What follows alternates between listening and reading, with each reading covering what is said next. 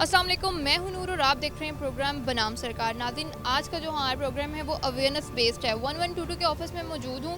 किस तरीके से ये लोग एमरजेंसीज को हैंडल करते हैं, इनका कंट्रोल रूम जो है वो किस तरीके से काम करता है, आज के इस प्रोग्राम में हम आपको दिखाएंगे। तो शुरू करते हैं आज का बनाम सरकार। नाज़रीन, प्रोग्राम को आगे बढ़ाते हैं। जैसे कि आप सब जानते हैं कि 1122 के ऑफिस में इस वक्त मैं मौजूद हूँ। अभी मेरे पास जो अर्जेंट कॉल जब इनको रिसीव होती है इमरजेंसी में, तो ये किस तरीके से जो है इनका स्टाफ पहुंचता है वहाँ पे। जो इनकी बाइक्स आपको मेरे पीछे नज़र आ रही हैं, किस तरीके से ऑपरेट होती हैं, इनसे जानते हैं। अस्सलाम वालेकुम।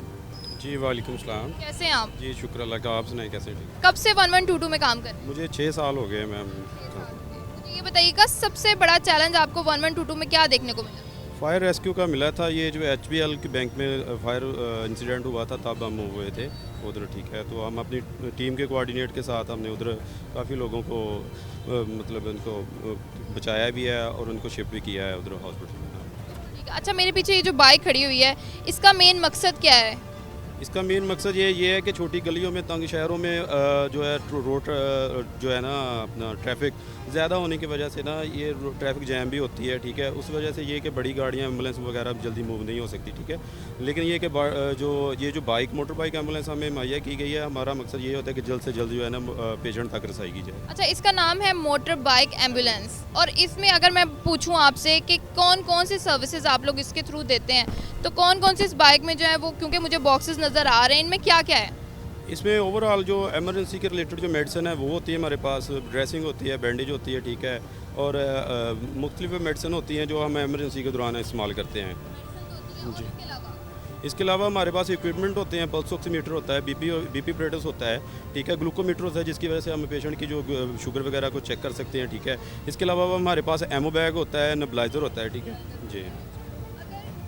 किसी पेशेंट का जो है वो एक फेंट कर गया है, वो उसका इतनी सीरियस कंडीशन नहीं है, तो उसमें गाड़ी मूव होगी या बाइक मूव होगी, या उसको किस तरीके से टैकल करेंगे आप लोग? देखिए जी, जो नियरेस्ट जो भी आपके location vehicle, emergency vehicle dispatcher होते हैं हमारे, उनको जैसे भी कोई भी नियरेस्ट लोकेशन पे जो भी व्हीकल नज़र आएगी उसको डिस्पैच देंगे, उसको मूव कराएंगे, ठीक है। लेकिन जो ज़्यादातर चांसेस होते हैं वो मोटर बाइक एम्बुलेंस को ही मूव करवाया जाता है। और अगर कोई सीरियस कंडीशन हो तो फिर क्या करते हैं? फिर भी अगर नियरेस्ट मोटर बाइक एम्बुलेंस है, हम तब तक उधर ऑन लोकेशन हो जाते हैं, पेशेंट को फर्स्ट एड करते हैं। उतनी देर तक ये जो एम्बुलेंस है वो भी हमारे लिए मूव करवा दी जाती है और फ़ौरन पेशेंट को हम शिफ्ट करते हैं। अच्छा, लेट्स सपोज आपको एक कॉल रिसीव होती है एक ऑफिस से, कंपनी एक आपको, वहाँ पे एम्प्लॉय को जो है वो फेंट हो गया है, तो उसको आप क्या कहते हैं कि उनको सबसे पहले, जब तक 1122 नहीं पहुँचती वहाँ पे, उनको सेफ्टी मेजर्स क्या लेने चाहिए कि अगर कोई सीरियस कंडीशन ना हो जाए पेशेंट की? मोस्टली जो है रोड एक्सीडेंट में ब्लीडिंग होती है, ठीक है। ब्लीडिंग को कंट्रोल करने के लिए जो हमारे JCO डिस्पैचर हैं वो ऑनलाइन कॉल पे ही उनको बता देते हैं कि कोई साफ कपड़ा लेके प्रेशर उसको दें ताकि ब्लीडिंग रुक जाए, और तब तक जो है मोटर बाइक एम्बुलेंस उधर ऑन लोकेशन होती है, हम फर्स्ट एड कर देते हैं उनको। ये तो एक्सीडेंट की बात होगी। अगर कोई बेहोश हो जाता है ऑफिस में, दिल घबरा रहा है बहुत ज़्यादा, वो BP लो हो गया है, कंडीशन बुरी हो गई है, उस सूरत में आप लोग क्या गाइड करते हैं? देखिए जी, डिजीज़ टाइप काफ़ी ज़्यादा होती हैं, मोस्टली कार्डियक पेशेंट भी होते हैं। ये तो हमें नहीं पता, जब हम ऑन लोकेशन होते हैं तब भी उनके वाइटल वगैरह लेते हैं, तब भी हमें होता है कि ये किस कंडीशन का पेशेंट है। और वैसे भी अगर पेशेंट जो है बेहोशी तारी की हालत में हो रहा है तो उसको रिकवरी बिजरी या लेट्स एलिवेट कर देते हैं ताकि उसकी जो ब्लड सर्कुलेशन है वो ब्रेन की तरफ जाए और वो कॉन्शियस लेवल की तरफ जाए। नाज़रीन, एक और ऑफिसर जो है वो हमारे साथ मौजूद हैं, इनसे भी जानते हैं। अस्सलाम वालेकुम। वालेकुम सलाम। आप कब से काम कर रहे हैं 1122? जी मुझे 6 साल हो गए हैं। 6 साल हो गए हैं। सबसे बड़ा चैलेंज देखने को क्या मिला आपको? सबसे बड़ा ये था कि मैं ड्यूटी पे था, तो कंट्रोल की मुझे कार रिसीव होती है कि जड़ावाला रोड पे एक RTO है। तो मैं जब वहाँ पे जाता हूँ तो देखता हूँ एक गाड़ी वाला जो है ना वो एक बाइक वाले को हिट कर देता है, जिसमें ये होता है कि वो बाइक वाला जो है वो एक उसके साथ 2 फीमेल्स हैं और वो एक खुद है।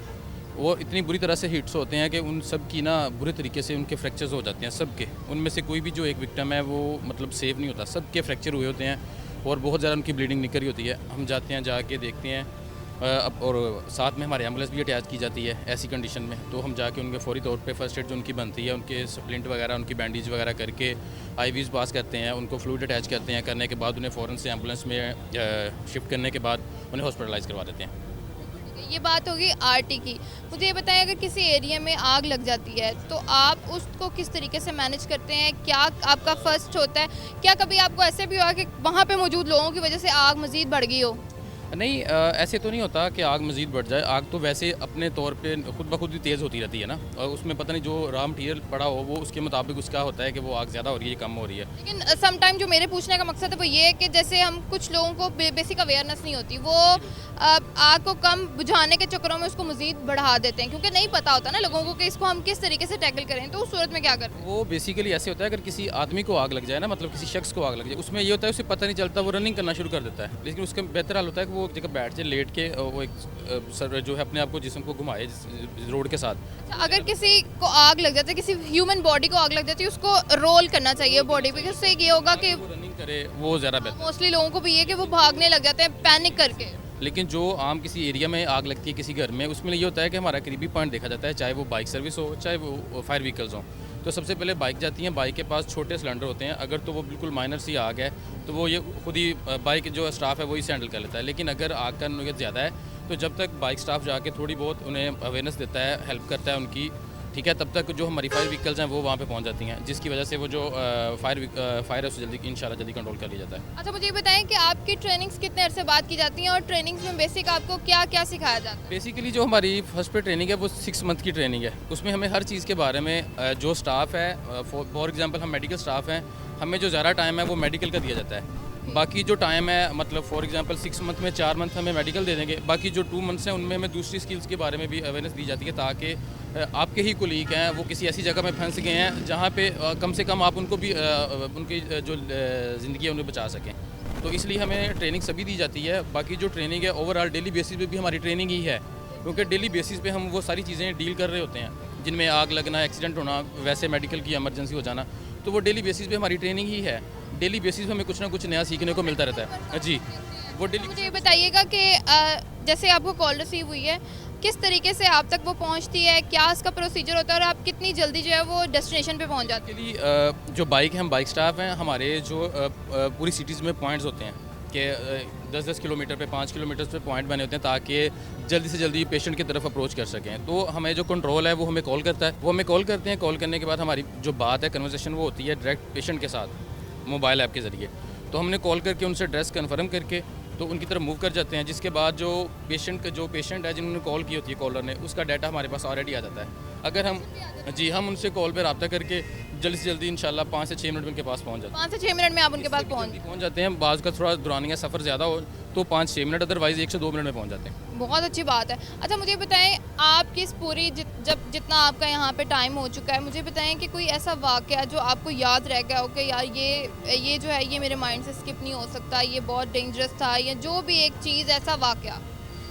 मोस्टली बहुत सारे ऐसे वाक़यात हैं, क्योंकि डेली बेसिस पे ऐसा कुछ हो रहा है। सुसाइड केसेस हो गए कुछ, कोई एक जो आपके दिल को लगा हो? हाँ, वो एक था कि वो एक शख्स ने अपने सुसाइड किया था। उसने अपने आप को रेल की पटरी पे लिटा लिया था और उसकी जो दोनों टांगें थी वो बिल्कुल लास्ट स्टेज से ऊपर वहाँ से कट गई थी, लेकिन उसको अल्लाह ने फिर ज़िंदगी दे दी थी।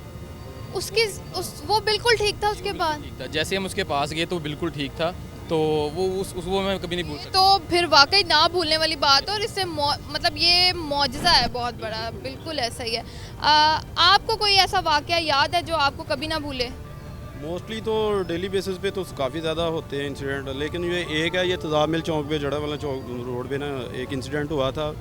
एक आदमी था, वो ना बैंक से कुछ पैसे लेके निकला था, उसके पीछे कोई टिकट वगैरह लग गए थे। तो उस तजाब मिल चौक में उन्हें बुलेट इंजरी हुई थी, वो कॉन्शियस लेवल थोड़ा सा उसका डाउन हो चुका था। हमने उनको इन्फ्यूज़न वगैरह लगाया, उसकी जो माली रकम थी वो हमने अपने कब्ज़े में ली और उसको शिफ्ट किया हॉस्पिटल में। तो तब तक उनके लवाकिन से हमने रब्ता किया और फिर उनकी जो पैसे वगैरह थे उनके रिस्पॉन्ड किया कि हमने जिनको गोली लगी थी, बुलेट जो लगी थी, तो उसके बाद वो रिकवर हो गए थे? जी वो रिकवर हो गए थे। बिल्कुल ठीक है। अच्छा, कोई ऐसा मैसेज आप ऑडियंस को देना चाहेंगे जिससे कि लोग अपने आप को भी सेफ रख सकें और अपने फैमिली मेम्बर्स को भी सेफ रख सकें? सबसे पहले जी, आजकल जो हालात चल रहे हैं वो ये है कि जी हेलमेट पहनना लाजमी है जी, ठीक है। और रोड ट्रैफिक जैम होने की वजह यही है कि हम एम्बुलेंस पे सायरन वगैरह दे रहे होते हैं काफ़ी, तो लेकिन ये है कि लोग इसको इग्नोर करते हैं। तो लोगों के लिए यही मैसेज है कि जब भी एम्बुलेंस का सायरन आपको सुनाई दे तो काइंडली उनको रास्ता दिया जाए, ठीक है। यानी कि जो रूल्स बना दिए गए हैं उनको फॉलो करना चाहिए। बहुत शुक्रिया आपका। नाज़रीन, आपने हमारे साथ 2 ऑफिसर्स मौजूद थे। जो बाइक थी जी, कौन कौन सी सर्विसेज इस बाइक पे दी जाती हैं आपको आइडिया हो गया, और किस तरीके से अगर कोई बारीक गली है जहाँ पे इनकी गाड़ियाँ नहीं जा सकती तो बाइक अवेलेबल है, उससे जाके इनको इमरजेंसी को ये डील कर सकते हैं। हमारे साथ ना प्रोग्राम अभी जारी है।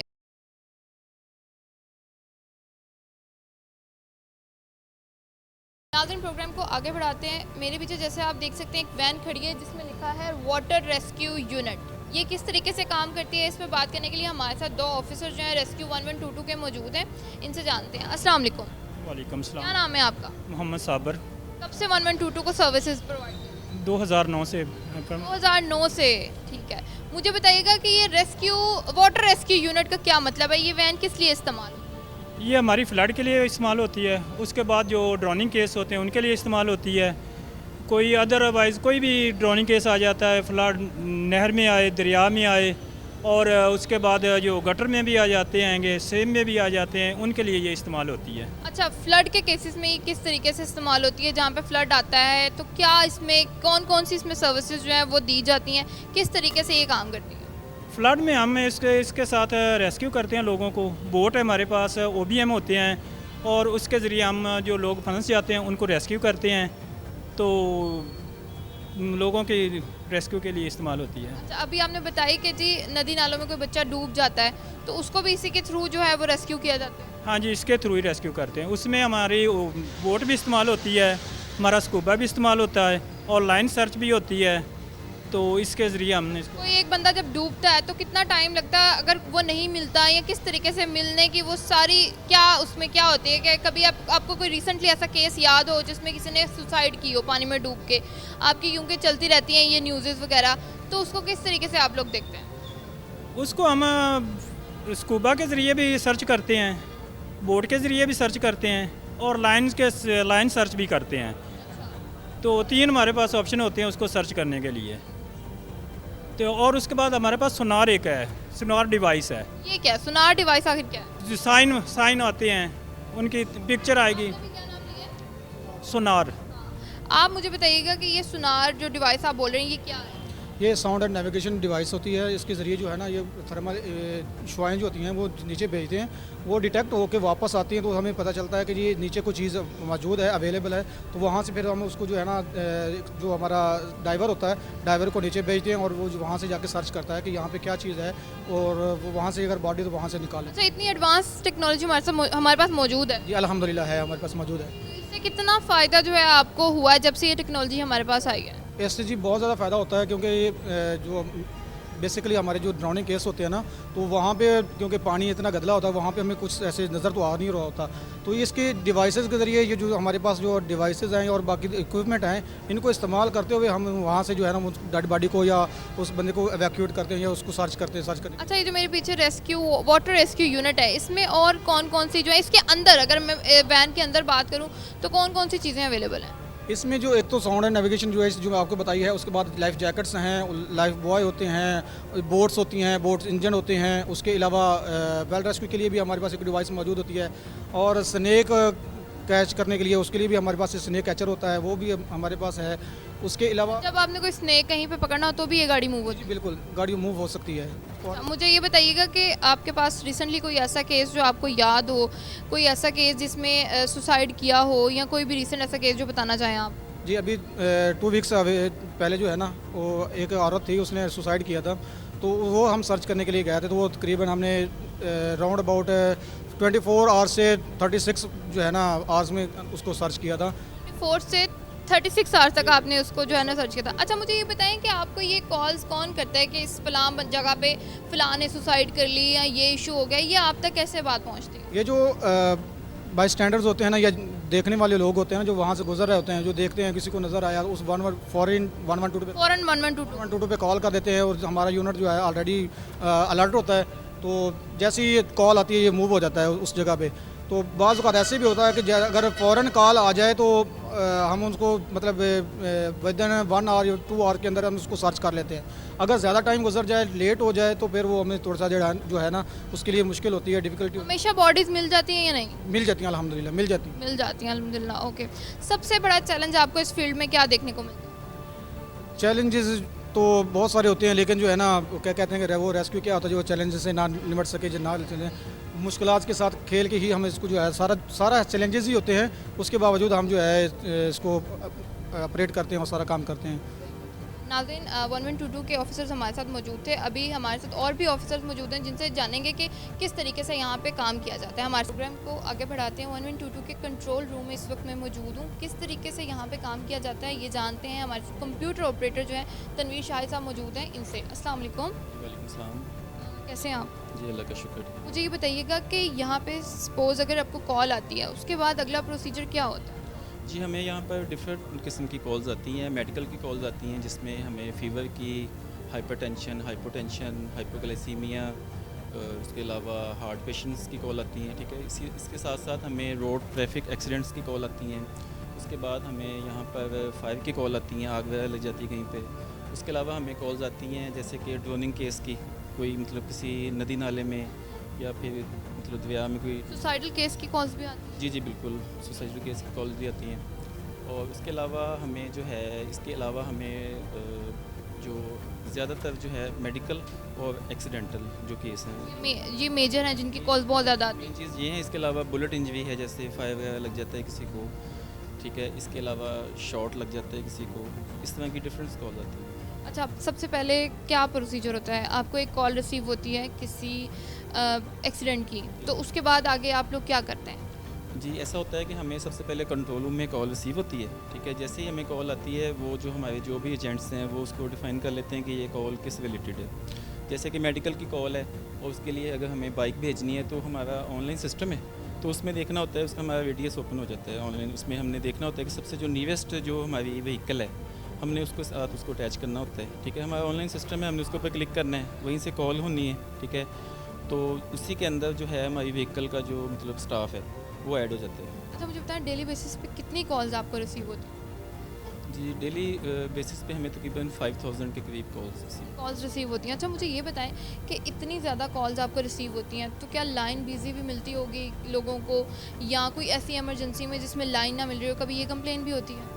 जी ऐसा होता है समटाइम शाम टाइम, जैसे कि इवनिंग में ज़्यादातर रोड रश होता है, उसमें समटाइम ऐसा हो सकता है, तो नॉर्मली मिलती है कॉल, मतलब ये कॉल मिल जाती है? जी मिल जाती है। अच्छा, मुझे यहाँ पे काफ़ी ज़्यादा सिस्टम्स नज़र आ रहे हैं, तो किस सिस्टम पे क्या काम किया जाता है? जैसे कि ये हमारी लाइन्स हैं, ये जैसे कि हमें ये कॉल आनी है जैसे ही हमें, तो हमारा ये सिस्टम है। नाज़रीन, ये सिस्टम है इनका जिन पे कॉल आती है और उसके बाद यहाँ से रिसीव होती है। आप लोग सिस्टम से ही रिसीव करते हैं कॉल भी? सिस्टम से कॉल रिसीव करनी है हमने। ठीक है, इसी के दौरान ही हमने व्हीकल को साथ अटैच करना है और उनको मर्ज नियरेस्ट व्हीकल? नियरेस्ट जो भी व्हीकल होगी, ये देखें इसमें हमने ये रेडियस ओपन किया है, इसमें हमने ये 5 किलोमीटर का रेडियस ओपन किया, इसमें हमने ये सारी नियरेस्ट व्हीकल होगी, आपने उसको व्हीकल्स हमें इसमें शो हो गई हैं। ठीक है, अब इसे हमें इसमें चाहिए एम्बुलेंस, हमने यहाँ पे एम्बुलेंस सेलेक्ट किया है। हमें नियरेस्ट जो भी एक सवाल इसमें मेरा ये है कि आपको कैसे पता लगता है कि हमें इसमें बाइक भेजनी है, एम्बुलेंस भेजनी है? क्या वो केस पे डिपेंड करता है? किस तरीके से आप इस चीज़ को देखते हमारी इसकी कैटेगरीज हमने इसकी ना नॉमिनेट की हुई हैं कि मतलब इसमें हमने कैटेगरी 1 2 3 4। ठीक है, हमने देखना होता है जो सीरियस पेशेंट है जिसको फौरी तौर पे हॉस्पिटल पहुंचना चाहिए, उसके लिए हमने फौरी एम्बुलेंस रवाना करनी होती है। जो एक पेशेंट नॉर्मल है, जैसे बीपी का पेशेंट है, बीपी लो है, पेशेंट कॉन्शियस है, होश में है, ठीक है, उसमें हमने बाइक रवाना करनी होती है। बिल्कुल ठीक है। अच्छा, उसके बाद ये सब जगह पे कॉल्स ही रिसीव होती हैं? ये सिस्टम तमाम सिस्टम्स पे यही काम किया जाता है? जी तमाम सिस्टम्स पे कॉल रिसीव होती है। और आपकी कितनी शिफ्ट्स हैं और कितना स्टाफ जो है अवेलेबल होता है सर्विसेज के? हमारे पास 3 शिफ्ट में हमारे पास 3 शिफ्ट्स में हम मतलब इसमें इक्वल है स्टाफ। अच्छा, यहाँ से तो कॉल आ गई आप लोगों तक, उसके बाद आप लोगों ने लोकेशन डिसाइड कर ली, जो नियरेस्ट व्हीकल है उसको आपने कर लिया, उसके बाद का क्या प्रोसीजर? उसके बाद हमने जैसे ये कॉल हमने ली है ना, तो हमने स्टाफ के साथ इनको मर्ज किया, कॉन्फ्रेंस कॉल करवा दी है। फिर उसके बाद एजेंट जो है अभी इसमें से डिस्कनेक्ट हो जाता है, स्टाफ डायरेक्ट मतलब उनसे लोकेशन लेता है। ठीक है, उसके बाद वो एमरजेंसी जैसे डिस्पैच होती है, स्टाफ उधर लोकेशन पे पहुंचता है, स्टाफ के पास उनका नंबर भी शो हुआ है। कॉल डिस्पैच कहाँ पे होती है, कहाँ पे सिस्टम है, उसके बाद अगला फर्दर प्रोसीजर कहाँ पे है? इसी के ऊपर ही होना है। हाँ जी, इन तमाम सिस्टम्स के पास मतलब ये तमाम सब एजेंट्स के पास एक्सेस है। कोई भी एजेंट खुद ही मतलब उसने अपनी कॉल को खुद कॉल डिस्पैच होगी, उसके बाद कॉल जैसे डिस्पैच होती है उसके बाद ये हमारा एक अच्छा और भी सिस्टम है जहाँ पे कॉल डिस्पैच होने के बाद यहाँ पे ये लिखा भी हुआ है वायरलेस डिस्पैच, उसके बाद हाँ जी पहले यानी कि यहाँ पे वायरलेस के थ्रू था, हमारा ऑनलाइन सिस्टम है मोबाइल के थ्रू, मतलब वो एक ज़्यादा फिर हो गया सॉफ्टवेयर हो गया है, ज़्यादा इजी हो गया है। ठीक है, इधर जो हमारा स्टाफ बैठा है उन्होंने देखना है कौन सी व्हीकल अभी तक अगर नहीं पहुंची या क्या वजह है, या फर्दर जो भी जैसे एक गाड़ी गई है उसे दूसरी व्हीकल की ज़रूरत है। जैसे मिसाल के तौर पर एक मोटर मतलब कोई सीवियर किस्म का इंसिडेंट हो जाता है तो जैसे एक मतलब हमने स्टार्ट में अपनी मोटर बाइक रवाना करनी होती है, ठीक है। Motor bike within 3 minutes 4 minutes तक वो पहुंच जाती है, ठीक है। जैसे ही मोटरसाइकिल पहुंचती है उसके बाद फर्दर स्टाफ वहाँ पे पहुंच के हमें बताता है कि हमें एम्बुलेंस की ज़रूरत है, तो वो इस पीसी पे यानी कि वो अगर इन केस आप कोई गाड़ी कहीं पे पहुंचने से देर हो जाती है, मैं नहीं पहुंच पाती, तो वो आपको कैसे पता लगता है? वो हम आप लोग यहाँ पे लोकेशन मॉनिटर कर रहे होते हैं? हमारा यानी कि ऑनलाइन सिस्टम है सारा ये, इसके ऊपर हमें इसकी लोकेशन सारी शो हो रही होती है, जितनी भी वो इसमें ट्रैकर लगा हुआ है तमाम व्हीकल्स। ट्रैकर लगा हुआ है तो उसके तरीके से आपको पता लग रहा होता है कि लोकेशन पे जो पहुंच गए या नहीं पहुंचे। हाँ जी बिल्कुल, जो हमारा इधर स्टाफ बैठा है उन्होंने इसको प्रॉपर ट्रैक करते हैं, ठीक है। ये भी ट्रैक करते हैं, और जो हमारा स्टाफ इधर बैठा है जो कॉल लेता है, कॉल लेता है वो भी जिस स्टाफ ने भी अपनी कॉल लेनी है उसने अपनी कॉल को कंप्लीट करना है, मतलब उसने ट्रैक करना है। अगर गाड़ी नहीं पहुंची, क्या वजह बनी है, गाड़ी को कोई इशू है या मतलब वो रोड रश है, उसने बार बार उनसे भी। बिल्कुल ठीक है। अच्छा, आपने कहा कि 5000 प्लस कॉल्स जो है वो हमें डेली बेसिस पे रिसीव होती हैं। इसमें से किड्स जो कॉल या प्रैंक कॉल्स हम कह लें, तो वो उसकी रोकथाम कैसे की जाती है? अगर आपको कॉल रिसीव हो जाती है तो उसको आप क्या करते हैं, किस तरीके से टैकल करते हैं? जी हमें अक्सर इसमें मतलब किड्स की कॉल आती है, ठीक है, तो उनको हम इधर गाइड करते हैं कि बेटा ये एक एमरजेंसी नंबर है, इसको मसरूफ़ रखने से किसी की जान जा सकती है, ठीक है। तो इसके हवाले से हम एक मैसेज देना चाहते हैं। बिल्कुल, आप हमारी ऑडियंस को कोई मैसेज देंगे तो ज़रूर। इसके हवाले से हम यही मैसेज देना चाहते हैं कि अपने बच्चों के ऊपर नज़र रखें, ठीक है। तो ये चीज़ देखनी चाहिए, क्योंकि अगर इस तरह मतलब बच्चा को कॉल कर रहा है, ठीक है, लाइन बिजी चली जाएगी। वो लाइन बिजी चली जाएगी, इसको बिजी जाने की वजह से मतलब किसी की जान जा सकती है। हो सकता है किसी को उस टाइम हमारी मदद की ज़रूरत हो, और वो लाइन बिजी होने की वजह से उनकी लाइन ना मिले। हाँ जी, हम उनको मतलब मदद फराहम ना कर सकें। ठीक है, ये तो पेरेंट्स का काम है कि बच्चों को वो इस तरीके से अवेयरनेस दें कि जो 1122 का नंबर है ये एक इमरजेंसी नंबर है। इस पे हम बच्चों को मोबाइल दे के और ये नंबर भी बहुत ज़्यादा आसान है कि कोई भी बच्चा इजीली इसको डायल कर लेता है और वो प्रैंक कॉल में चला जाता है। जिस बंदे को एक्चुअल उसकी नीड है उस तक वो ना वो नंबर उस पर कॉल कर सकता है और ना इनको ये लाइन रिसीव हो सकती है। अभी आपने हमारे साथ रहना है, प्रोग्राम को आगे बढ़ाते हैं।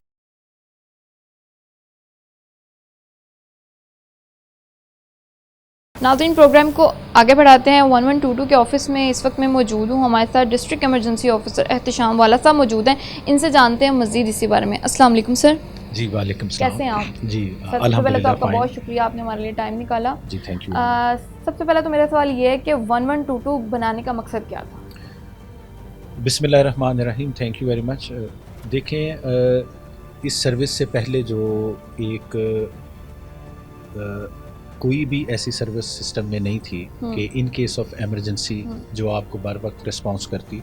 जिस तरह आप पूरी वर्ल्ड में फ़ॉरेन इंटरनेशनली आप देखते हैं, और ट्रेंड एमरजेंसी सर्विसेज काम कर रही थी, और बहुत सारे लोगों की जो कई लोग अपने बर वक्त ना किसी की एमरजेंसी में मदद पहुंचने की वजह से उनका माली और जानी नुकसान हो रहा है। सबसे बड़ा क्रक्स ये था कि इन केस ऑफ एमरजेंसी और कोई ना कोई ऐसा एक सिस्टम ऑर्गेनाइज किया जाए जिससे in case of emergency, every kind of emergency में हम अपने शहरियों की हिफाजत कर सकें। इसका मेन ऑब्जेक्टिव जो हमारा क्रक्स था, to save the life and property of the nation. इस मिशन के तहत हमने इस पे सारी सर्विस ये बनी, और इसमें हमारे founder director general secretary doctor जवान नसीर साहब, तमगा इम्तियाज़, सितारा इम्तियाज़, उन्होंने ये इसको इनिशिएटिव और लिया। यहाँ पे सर हम कौन कौन सी सर्विसेज जो है वो प्रोवाइड करते हैं? देखें, इसमें हम रोड ट्रैफिक क्रैश है, मेडिकल केसेस हैं, और एवरी काइंड ऑफ एमरजेंसी। इधर तक इंसानों की तो डील कर ही रहे हैं, इसके साथ साथ हम एनिमल बर्ड्स भी डील कर रहे हैं। अच्छा, एनिमल बर्ड्स को? हाँ जी, एनिमल बर्ड्स भी हम रेस्क्यू कर रहे हैं, और उसमें भी एक बहुत बड़ी जो एक तादाद है वो हमने उसको रेस्क्यू किया है। और मोस्टली जो फैसलाबाद में ये बर्ड्स के केसेस हैं, वो जिस तरह यूनिवर्सिटी है हमारी, इस तरह इधर से ज़्यादा है। बर्ड्स के किस रिलेटेड केसेस जो हैं वो आपको आते हैं आपके पास? ये अक्सर ट्रैप हो जाते हैं। अच्छा। जो हाई राइज ट्री होते हैं, जो उनमें ट्रैप हो जाते हैं, फॉर एग्जांपल किसी धागों के साथ, और ये काइट फ्लाइंग के जो चीज़ें थ्रेड्स वगैरह, उनमें ये ट्रैप हो जाते हैं। और उस तरह फिर हमें जैसे कॉल आती है, या हम खुद कोई स्टाफ हमारा उसे ऑब्जर्व कर लेता है, देख लेता है, फिर उसके अकॉर्डिंगली हम अपना उन्हें रेस्क्यू कर लेते हैं। बिल्कुल ठीक है। तो अगर सर मैं बात करूँ, रिसेंटली इमरजेंसी कॉल्स आपको कितनी रिसीव होती हैं? देखिए, इस रवा साल में हमने आज तक रेस्क्यू 1122 फैसलाबाद में 41,000 अप्रॉक्सीमेटली एमरजेंसी को हमने रिस्पांस किया है, जिसमें 23,000 मेडिकल कॉल्स हैं और 8000 अप्रॉक्सीमेटली रोड ट्रैफिक क्रैशेस हैं। अच्छा, ये मेडिकल कॉल्स की अगर हम बात करें तो ये किस किस्म की कॉल्स होती हैं, क्या इसमें आता है? इसमें अबडोमेन पेन है, हाइपरटेंशन है, अच्छा। Abdomen pain, hypertension, every kind of medical, कोई CVA, SOB, कोई भी मेडिकल कॉल है उस पर हमने रिस्पॉन्स करना है। Once a caller attach with control room, उसे रिस्पॉन्स करना, जाके देखना, अगर हॉस्पिटल शिफ्टिंग की ज़रूरत है हॉस्पिटल शिफ्ट करना, if we need first aid की अगर उसे ज़रूरत है उसे फर्स्ट एड देना। बिल्कुल ठीक है। तो सर मुझे बताइएगा कि जस्ट अभी मैं एक बात कर रही हूँ कि आपको एक कॉल रिसीव होती है तो कितनी देर में आपका नुमाइंदा जो वहाँ तक पहुँच जाती है गाड़ी? देखें, ये हमने 41,000 जो एमरजेंसी मैंने पहले आपसे डिस्कस किया है, इसमें हमारा जो एवरेज रिस्पांस टाइम है वो 6.5 मिनट है। एवरेज 6.5 मिनट्स में डेस्टिनेशन पे होगा बंदा। एवरेज रिस्पांस टाइम 41,000 एमरजेंसीज का। फॉर एग्जांपल, ये आपसे मैं एवरेज की बात कर रहा हूँ, समटाइम्स लॉन्ग डिस्टेंस भी हो, वो जब सारी एमरजेंसीज आके, तो अल्हम्दुलिल्लाह ये एक state of the art service है जो कि इतने शॉर्ट टाइम में in case of every kind of emergency अपना रिस्पांस टाइम इंश्योर कर रही है। जैसे अभी अगर हम बात करें रोड एक्सीडेंट्स की, तो CTO साहब ने बड़ा अच्छा काम किया है, उन्होंने बहुत ज़्यादा अब एक्सीडेंट्स की जो है वो रोकथाम हुई है, हेलमेट बहुत ज़्यादा ज़रूरी कर दिया है। तो आप क्या समझते हैं कि उसकी वजह से क्या रोड एक्सीडेंट्स में कमी आई है? देखें, जितना आपने ट्रैफिक रूल्स पे विजिलेंस और मॉनिटरिंग इन्हांस करनी है, ऑटोमेटिकली उसके अकॉर्डिंगली तमाम लोगों ने उसको फॉलो करना है। जितने लोग अपने रोड ट्रैफिक जो रूल्स हैं उनको फॉलो करोगे, उससे ऑटोमेटिकली जो number of road traffic crashes हैं, डैमेजेस हैं, वो कम होंगे। बिल्कुल ठीक है। रिसेंटली आपने विजिट्स किए हैं कुछ कंपनीज़ में भी, शॉपिंग मॉल्स में भी, सेफ्टी मेजर्स के लिए। तो अगर कहीं पे सेफ्टी मेजर्स कंप्लीट नहीं होते, जो रिक्वायरमेंट्स है वो पूरी नहीं होती, तो आप किस तरीके से उनको फ़ाइन करते हैं या वार्निंग्स दी जाती हैं, या अगर कोई कंपनी आपको ट्रेनिंग के लिए बुलाए तो उसमें क्या किया जाता है?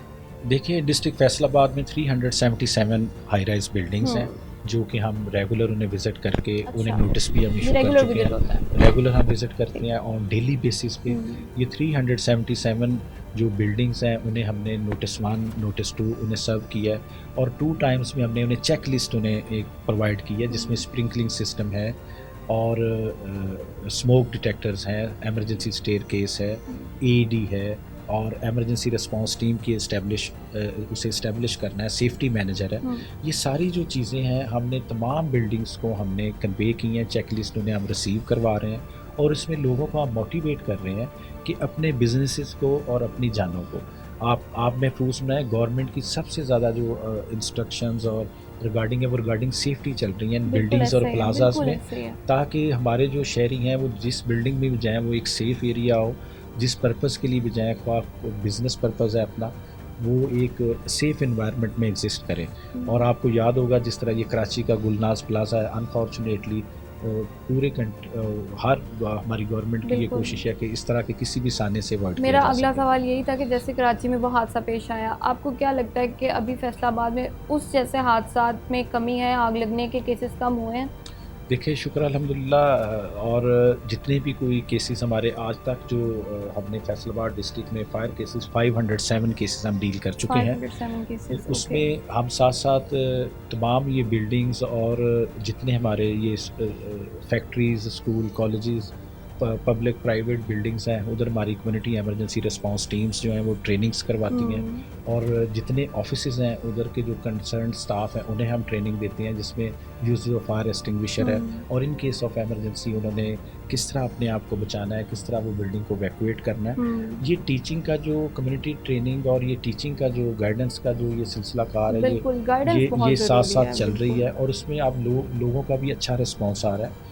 पहले तो जब हम बिल्डिंग में किसी पे भी जाना है, उन्हें कुछ सेफ्टी की उनके साथ बात करनी है, तो वो बड़ा वो स्ट्रेंज वो एक और सुनने के लिए भी तैयार नहीं थे, लेकिन अब बेसिकली हमारी आवाम में भी बहुत हद तक अवेयरनेस आ गई है कि इस चीज़ को करना ज़रूरी है, और इस अवेयरनेस को उन्होंने मेंटेन किया, उन्हें सेंसिटाइज किया है कि ये कितना कीमती है। फॉर एग्जांपल, ये ग्रैंड रीजेंट होटल है, ये आपका चनवन रोड के ऊपर, उस प्लाजा में 1000 पर्सन उधर काम करते हैं, और कल हमने इसे विज़िट किया है, उन्हें ये ताकीद की है कि 1000 पर्सन्स डेली उधर उस प्लाजा में काम कर रहे हैं। अगर खुदा ना खास्ता क्योंकि इन केस ऑफ एमरजेंसी को आती है तो वो 1000 पर्सन्स ने क्या बिहेव करना है, किस बंदे की क्या रिस्पॉन्सिबिलिटीज़ होंगी, सेफ्टी मैनेजर की क्या रिस्पॉन्सिबिलिटीज़ होंगी, और जो बाकी शॉपकीपर्स हैं सारे उनकी क्या रिस्पॉन्सिबिलिटी होगी। और गवर्नमेंट का, और स्पेशली जो हमारी इंस्ट्रक्शंस गवर्नमेंट के बाद हमारे सेक्रेटरी डॉक्टर जवान नसीर साहब, सतारा इम्तियाज़, वो ऑन डेली बेसिस पे वो ये बिल्डिंग के जो इम्प्लीमेंटेशन स्टेटस है उसे हम डिस्कस कर रहे हैं। एक गवर्नमेंट और का पोर्टल है, पोर्टल के ऊपर हम सारी चीज़ों को ऑनलाइन है सारी, अच्छा, और उसे जहाँ का भी विजिट हो, जहाँ नोटिस हो, एवरी जो नंबर है उसमें हम ऑनलाइन एंटर कर रहे हैं डेली बेसिस डेली बेसिस पे होता है। और अल्हम्दुलिल्लाह ये जो एक रिस्पांस अच्छा, अब लोगों का रिस्पांस अच्छा आ रहा है। और मोर देन 100 जो ये बिल्डिंग्स हैं वो अपने रिगार्डिंग फायर सेफ्टी इम्प्लीमेंटेशन के उसके ऊपर इस टाइम काम हो रहा है फैसलाबाद में। और आप ये देखेंगे कि आने वाले फ्यू वीक्स में हम अपनी सारी ये जो बिल्डिंग्स हैं इनको सर्टिफिकेट इनको दे रहे होंगे, सेफ बिल्डिंग का सर्टिफिकेट। और जो लोग जो इंस्ट्रक्शंस हैं बिल्डिंग को सेफ बनाने की, अगर वो नहीं उसे पूरा करते तो हम उसमें या फाइन करेंगे या उन्हें सील करेंगे।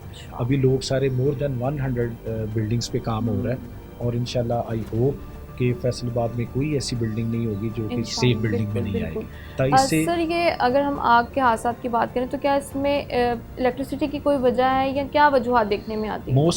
मोस्टली देखें, जब चीज़ें आप हमने शुरू से ही सेफ्टी पे इतना काम नहीं हम कर सके। बिल्कुल हमारे बिल्कुल शहरियों ने इधर आप फैसलाबाद में कई आप मॉल्स, शॉपिंग मॉल्स देखेंगे, करोड़ों अरबों के वो बिजनेसेस हैं, बट सेफ्टी के लिए उन्होंने 1 मिलियन भी प्लेस नहीं किया कि हम हमारी हिफाजत के लिए हम अपने के लिए क्या करते हैं। उसके लिए उन्हें सेंसिटाइजेशन करना, उनकी मोटिवेशन करना और उनको जल्द अज जल्द वो अपने सेफ्टी जो रूल्स हैं उनको इम्प्लीमेंट करवाने के लिए हमने डेडिकेटेड टीम्स डेली बेसिस पे जा रही हैं। और एक बड़ा नंबर है पूरे पंजाब में, सेकंड हाईएस्ट नंबर है बिल्डिंग्स का 377 लाहौर के बाद, और एक बड़ा चैलेंज है हमारे लिए। बिल्कुल। और अगर खुदा न खास्ता इन बिल्डिंग्स में कोई इस तरह की कोई इमरजेंसी या चीज़ आती है तो वो हमारे लिए एज़ कम्पेयर टू अदर्स एक बड़ा चैलेंज होता है हमारे लिए। उसके लिए हम उन्हें प्रिपेयर कर रहे हैं और उन्हें मोटिवेट कर रहे हैं और उसके रिजल्ट्स भी अच्छे आ रहे हैं। और ये रिटर्न और जब बिल्डिंग्स के नंबर्स हम सेफ बिल्डिंग्स में आएंगे उसमें हम इन सारी कारकर्दगी को, स्टाफ को मॉनिटर भी रेगुलर कर रहे हैं ताकि अपने शहरियों के बिज़नेस को ज़्यादा से ज़्यादा महफूज बना सकें। अभी हम बात करते हैं कि जैसे अब जो बड़ी गलियां होती हैं जहाँ पे अगर आग के वाक़यात हो जाते हैं, आग लग जाती है, तो वहाँ गाड़ियाँ आप लोगों की 1122 की नहीं जा सकती, तो उसमें आप लोग किस तरीके से इस चीज़ को हैंडल करते हैं? देखें, इसमें हमारे पास सबसे जो कंजस्टेड एरियाज़ हैं वो 8 बाज़ार जो हैं, ये क्लॉक टावर 8 बाज़ार हैं, बिल्कुल ऐसे और ही इन्हीं चीज़ों को कंजस्टेड एरियाज़ को keeping in view the congested areas of the periphery of the districts, हमारे डिपार्टमेंट ने आज से कोई तकरीबन 8-9 साल पहले हमने मोटर बाइक सर्विस का आगाज़ किया। मोटर बाइक्स का बात और डिस्ट्रिक्ट फैसलाबाद की तरह पूरे पंजाब में तहसीलों में हम मोटर बाइक सर्विसेज जो हैं वो इंश्योर और 24/7 वर्किंग पे हैं, जो कि लोगों को first aid on the spot दे रही हैं। और इन्हीं कंजस्टेड एरियाज़ में अगर कोई इस तरह का इंसिडेंट होता है, सबसे पहले हमारा मोटर बाइकर जो उधर रिस्पॉन्ड कर जाता है, फिर एज़ पर ऑपरेशन SOPs हाँ वो उधर गाड़ी किस प्लेस पे खड़ी करनी है, कितना डिस्टेंस है, हम किस तरह फायर फाइटिंग करेंगे, वो फिर एज़ पर रिक्वायरमेंट्स हम अपनी incident command post system establish करके उसको मैनेज करते हैं। बिल्कुल ठीक है सर। देखने वाली ऑडियंस को कोई मैसेज देना चाहेंगे?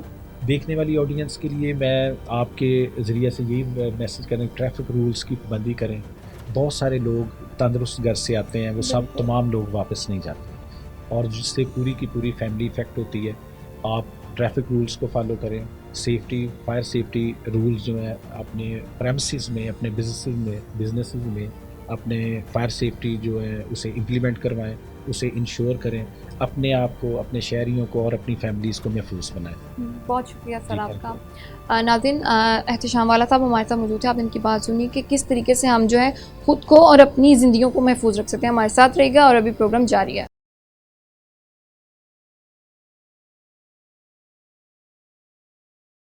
नाज़रीन, प्रोग्राम को आगे बढ़ाते हैं। हमारे साथ एक और 1122 के ऑफिसर मौजूद हैं, इनसे जानते हैं कंट्रोल रूम में और कौन कौन सी जो है वो सर्विसेज प्रोवाइड की जाती हैं। अस्सलाम वालेकुम। वालेकुम अस्सलाम। मोहम्मद फैसल साहब, मुझे बताइएगा कि कंट्रोल रूम कैसे काम करता है?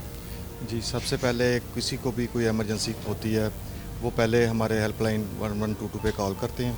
हमें इधर कॉल मसूल होती है, हमें इधर तहसील समेत चक जुमरा, जड़ांवाला, जितनी भी तहसीलें हैं फैसलाबाद की, तमाम तहसीलों की इधर हमें कॉल मसूल होती है। ये हमारा डिस्ट्रिक्ट का कंट्रोल रूम है, ठीक है, यहाँ से फिर गाड़ी डिस्पैच होती है, जो भी नियर बाय हो, कोई भी नज़दीक हो, एमरजेंसी जो इंसिडेंट जो लोकेशन होती है उसके जो भी करीब होती है, एम्बुलेंस हमारी हो, बाइक हो, वो फ़ौरन हम डिस्पैच देते हैं और रवाना कर देते हैं। अच्छा, तो डेली बेसिस पे अगर हम बात करें तो कौन सी ऐसी कॉल्स हैं जो आपको सबसे ज़्यादा रिसीव होती हैं?